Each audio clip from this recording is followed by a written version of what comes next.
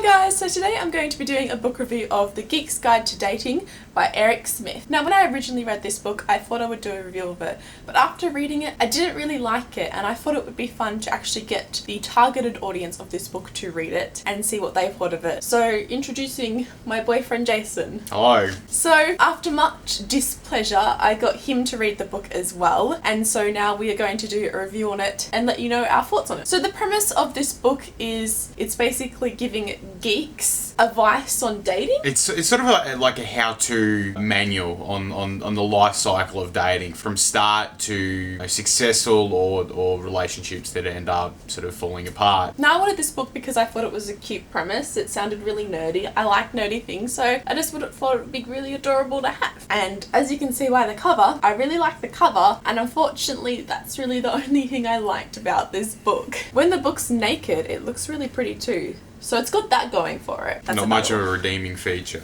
No. Okay, so let's get into our thoughts about this book. I think the first thing that I got after I finished it was incredibly patronising. As someone that would, very, very easily fit into sort of that classical geek culture, it felt that it either A, treated us like we had no sensibilities at all. A lot of the advice was sort of very plain and simple things that should be really common sense to people. Don't, the typical don't be an asshole kind of a deal. And to be honest, it felt much like many other sort of books I've read. It sort of felt really, really degrading to people who come from this sort of background, because it sort of treats us like we're emotionless husks. Yeah, I mean, my first issue with it, because I have plenty of issues, is that this shouldn't be called The Geek's Guide to Dating. It should be called The Boy Geek's Guide to Dating, because even though there's like no gender pronouns on here, right? You would assume that it was for both sexes, right?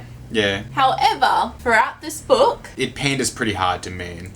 Like, alright, as I was reading up a thing, like, it references the geek as a guy, so it assumes that you as a reader are a guy. And so then after the first chapter, I'm reading it and it says, a note for the geek girl. It's like, oh, if you're reading this, you're probably wondering if this book's for you. And he says, much of this info dump in these pages is written for the guy geek in mind, but lots is equally applicable. But lots of it is equally applicable to women. And I would have to disagree, and if it is, then why not just refer to this person that's reading it like as no sex? However, as he just kept referring to the person as a guy, and I just felt like a lot of advice was for a guy, I just felt like left out, I guess, and I really think that this book should have been marketed and made more obvious that it was for men, because the advice that was gender neutral was basically the advice of don't be a dickhead. Yeah. So, yeah. One of the couple of gripes I got out of it was that, for me, I thought the book, it had sort of some okay humour. Like, some of the references where I did chuckle because, I got them. But I felt a lot of the times that a lot of the references were really forced, and I was really trying to pander to this sort of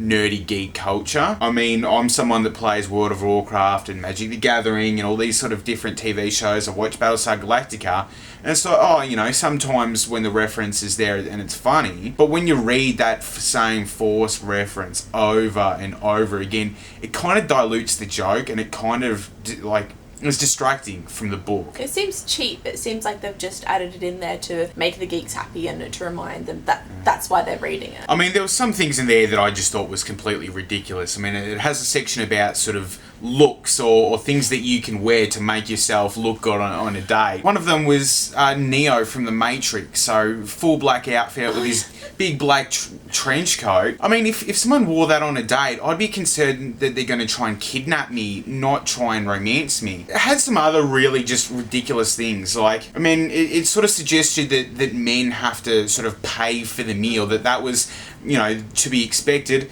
And is it just me in this world that thinks that I think we've come to a point where women should be on a date paying for their own share, and that, it's sort of degrading and devalues the place of women in the workforce by saying, oh, well, the men should just have to pay for their meal. It's nice if someone offers and if you take turns or something, but it shouldn't be expected that the men pays all the time. Yeah, I think it seems to be sort of part of this really old chivalry idea that I think is just better off dead than being practiced. Yeah, like sometimes you will pay for my meal and sometimes I will pay for yours, but most of the time we'll just pay for our meal separately. And it it was really infuriating, some of the things that I read. Aside from the humour, I don't see any redeeming features in this book. One of the lessons or advice this book gives is literally don't cheat. Like, I'm pretty sure everybody knows that. Yeah. I don't think it's something that really should be said or needs to be said. It doesn't really need to be said at all. I mean, some of the really ridiculous advice includes don't humiliate this person that you're dating's interests. Like, do people really need to read a book to say don't be mean to people or don't degrade people's interests?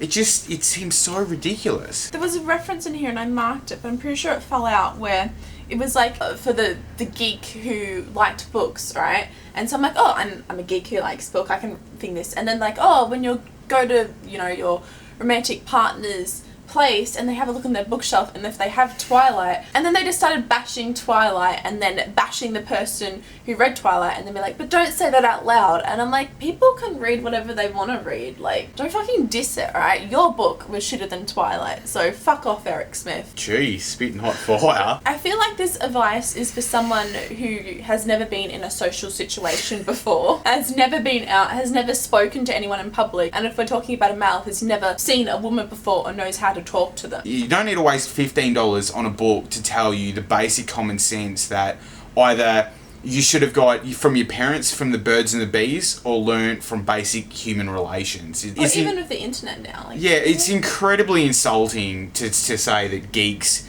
sort of can't understand basic human relations. And I think the book is trying to look at it in a very self-deprecating way, but I think it just...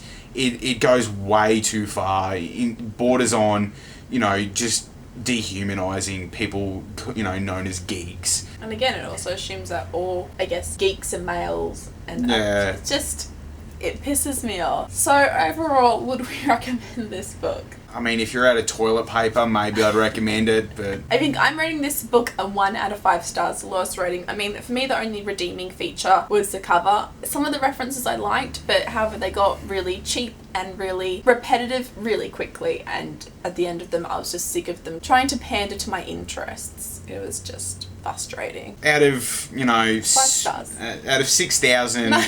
I'd give it a 58. What? No, out of 5 stars. You No. have to do it out of 5 stars. That's what I do on my channel. 6,000 stars. Out of 6,000 No. stars, 58. So it's a 1 star? No, it's 58 stars out of 6,000. I'm assuming he's rating it a 1 star too. First, I kind of wanted to keep this book just for the cover and display it, but I'm just so pissed off at the book that I think I'm going to give it away. So like this one if you liked it, subscribe if you'd like to see more book-related videos from me, and I'll see you next time. Okay, Bye. I mean, that's the sort of look that you wouldn't be allowed within 100 metres of a school for. I don't know how I'm going to keep that part in the video, Jason. Felt very much sort of like a Reddit neckbeard just tipping their fedora. Milady, you know, just it's sort of like the people that sort of think this is a good idea is the kind of people that complain that women only date assholes. It feels like if you're going to read this book and this actually brings up new and relevant information to you, it kind of seems like you should give up on dating, move into your mother's basement and dust up your fedora collection. Because all of this is just common sense to the way humans should act. So like this video if you liked it, subscribe if you'd like to see more from me, and we'll see you next time. Okay, Bye. What? You gotta say bye more enthusiastically. Oh, alright. So like this video if you liked it, and subscribe if you'd like to see more book related videos from me, and we'll see you next time. Bye! So like this video if you liked it, subscribe if you'd like to see more book related videos from me, and we'll see you next time. Okay, bye. Bye, my ladies.